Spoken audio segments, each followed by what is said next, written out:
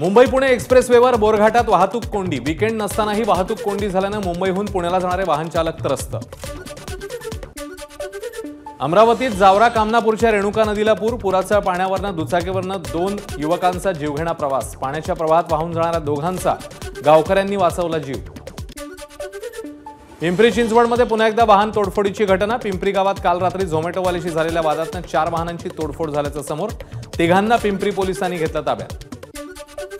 बुलडाण्याजवळ समृद्धी महामार्गावर पुलाला मोठं भगदाड। बुलडाण्याहून मुंबईच्या दिशेने येणाऱ्या मार्गावर भगदाड पडल्यानं 15 दिवसांपासून 2 लेन बंद।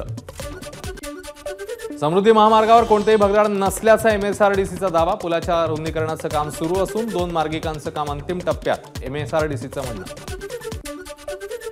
IAS अधिकारी पूजा खेडकर यांच्या आई मनोरमा खेडकर यांचा आणखी एक व्हिडिओ समोर। मेट्रो अधिकारी आणि पोलिसांसोबत हुज्जत घालतानाचा 2 वर्षांपूर्वीचा व्हिडिओ।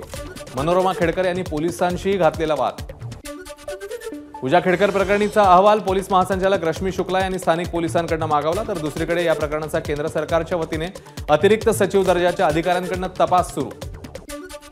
राज्य सरकारच्या तीर्थदर्शन योजनेवर ओवेसींची टीका। सर्वधर्मीय योजनेत हिंदूंचीच बहुसंख्य तीर्थक्षेत्र हे लांगुल चालन नाही का? MIMच्या असदुद्दीन ओवेसींचा राज्य सरकारला सवाल। 33 कोटी वृक्ष लागवड प्रकरणी सुधीर मुनगंटीवारांना क्लीन चिट। मविया सरकारच्या काळात नेमली होती चौकशी समिती।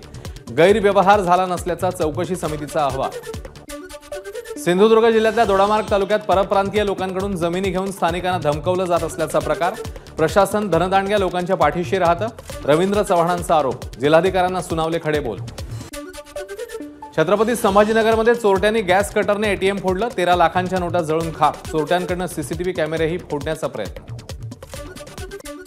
जम्मू काश्मीरच्या डोडामध्ये शोध मोहिमेदरम्यान दहशतवाद्यांचा जवानांवर हल्ल्यामध्ये लष्कराच्या कॅप्टनसह 5 जवान शहीद।